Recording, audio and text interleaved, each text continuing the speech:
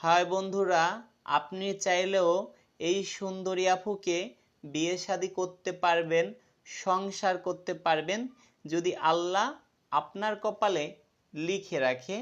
এই সুন্দরী আপুর নাম সাদিয়া আক্তার। এই সুন্দরী আপুর দেশের বাড়ি সুনামগঞ্জ জেলায়। এই সুন্দরী আপুর শিক্ষাগত যোগ্যতা, সে এসএসসি পাশ করেছে, তারপরে তার বিয়ে শাদী হয়ে যায়। 2.5 বছর সংসার করেছে। এই আফুর কিন্তু কোনো বেবি নেই।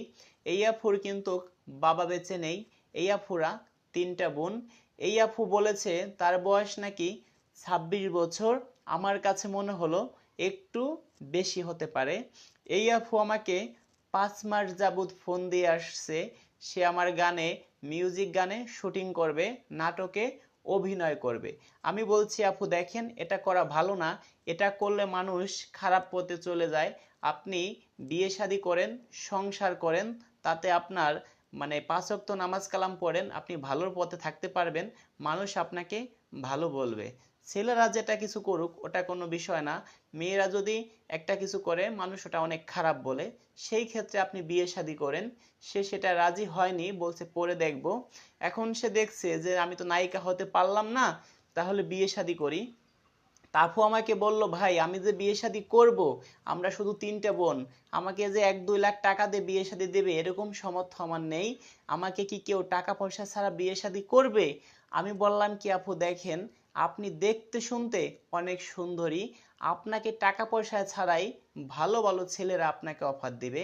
এখন যদি কোনো ভাই থাকেন বয়স একটু বেশি, আপুর বয়স ধরেন 30, ধরলাম 30 কিন্তু হয়নি, আপু বলেছে 26, আমি বলছি 30, 35, 38, 37, 40 সর্বোচ্চ। এর মধ্যে যদি কোনো ভাই থাকেন, হ্যাঁ, মাসে ইনকাম থাকতে হবে সর্বনিম্ন 20-22 হাজার টাকা। সেই ভাই যদি কোনো ভাই বিয়ে শাদী করতে চান, এই আপুকে নিয়ে সংসার করতে পারবেন। আমি সরাসরি এই আপুর বাসার অ্যাড্রেস দিয়ে দিব, আপনারা সরাসরি বাসায় যেয়ে, এই আপুর মা আছে, এই আপুর আরো 2টা বোন আছে, এই আপু কিন্তু সবার ছোট, আরো 2টা বোন আছে, আপনারা যাচাই বাছাই করে সরাসরি দেখতে পারবেন।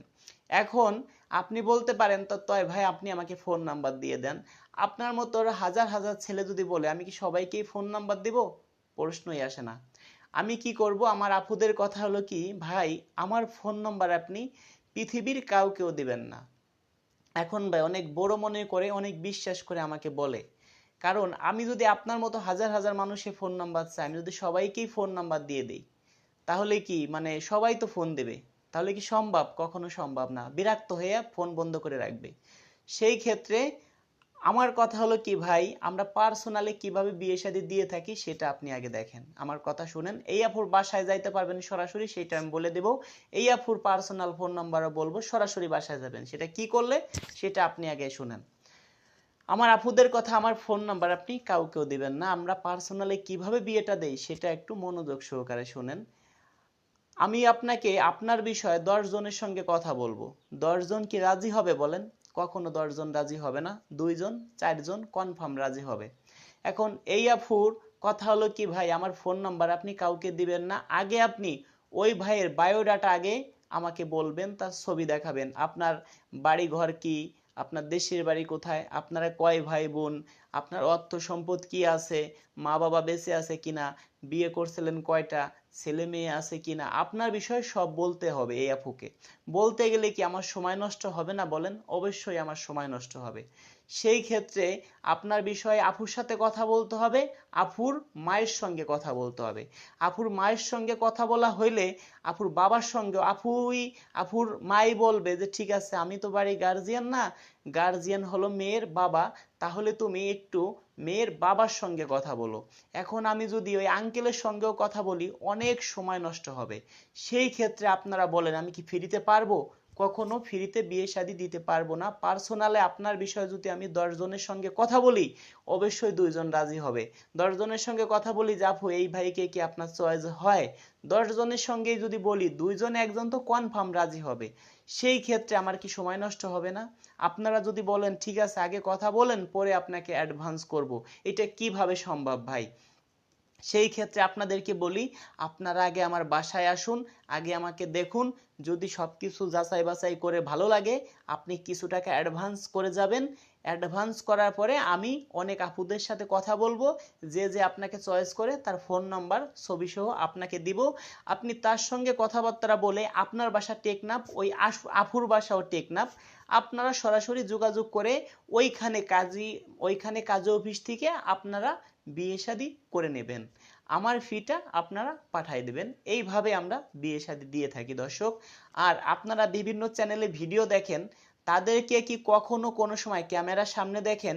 কেন তারা ক্যামেরার সামনে আসে না? অবশ্যই তারা ভালো কিছু করলে ক্যামেরার সামনে আসতো, অবশ্যই তারা ভালো কিছু করে না, সেই কারণে তারা ক্যামেরার সামনে আসে না। আমি কেন প্রতিটা ভিডিওতে ক্যামেরার সামনে আসি? আমার বুকে সাহস আছে, ভালো কিছু করব, সেই কারণে আমি প্রত্যেকটা ভিডিওতে ক্যামেরার সামনে আসি। আপনারা অনেক চ্যানেলে তো ভিডিও দেখেন, তাদের একটা ভিডিওর কমেন্ট দেখেন মানুষে কি কমেন্ট করে, আমার চ্যানেলের একটা ভিডিওর আপনারা কমেন্ট দেখেন মানুষে কি কমেন্ট করে। দর্শক, এটা ছিল আমার কথা।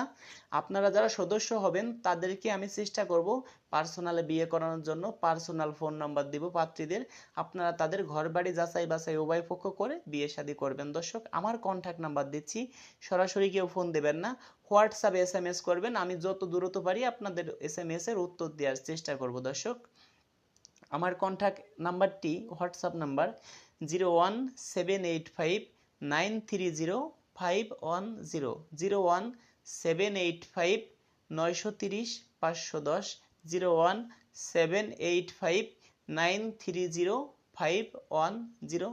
দর্শক, ভালোই থাকুন।